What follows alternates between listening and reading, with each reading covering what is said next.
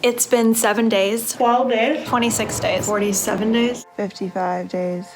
Alone in my house. Every morning in quarantine, I wake up at 7. Okay, maybe at 8.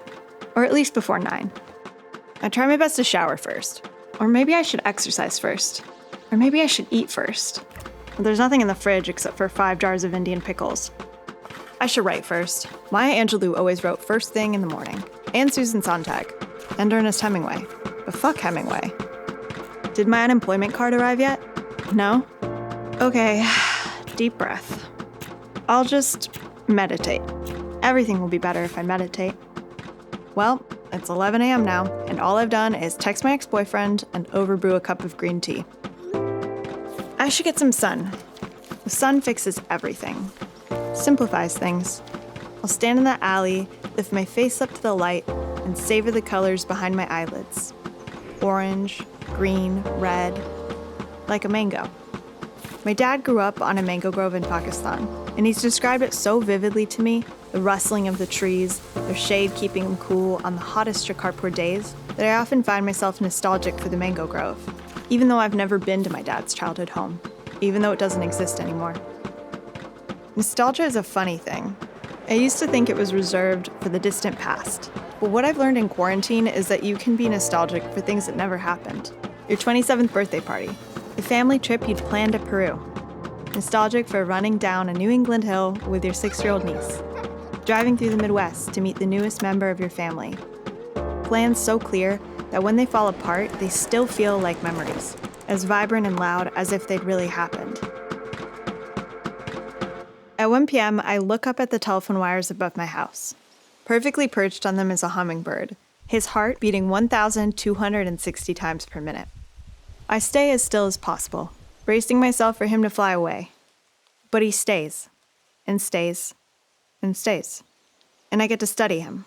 His elongated beak, like a question posed for the flowers. His insanely electric colors. I count 256 shades of blue. As each minute expires, I find myself beginning to trust him, that he won't leave. And then that asshole flies away. And I'm alone again. And I wish I was better at being alone.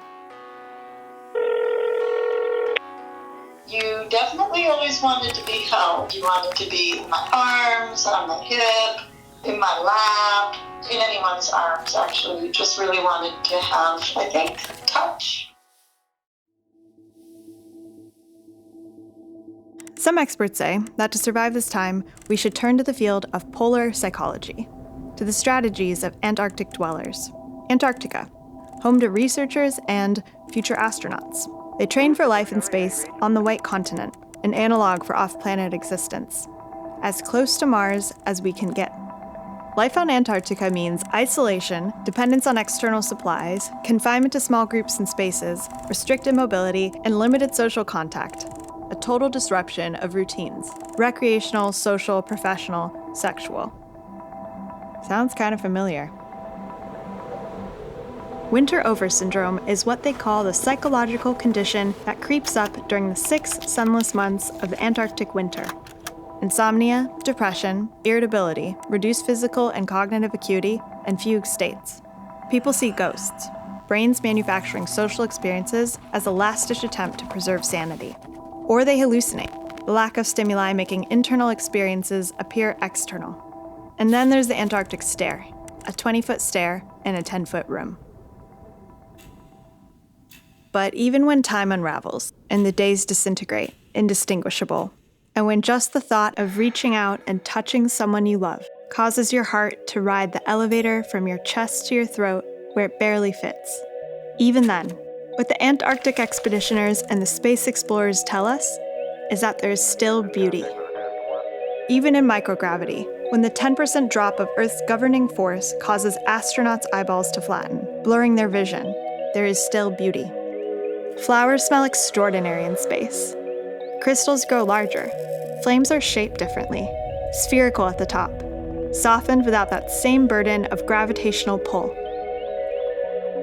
And then for many, there's a kind of beauty that follows them when they return home. They call it post-return growth. owing to a newfound cosmic perspective, spurred by reflections on purpose and fundamental questions of value. As one explorer wrote in 1912, what is worth what? When quarantine is over, I'll be a different person. One who doesn't take for granted the feeling of bumping up against a stranger in the supermarket. One who touches her friends a lot, maybe too much. And I won't wish I needed other people less, to see them up close, to hear our laughter rising towards the same ceiling, blending into a singular sound. Because I've been to space. I've waited out winter in Antarctica. And I know what is worth what.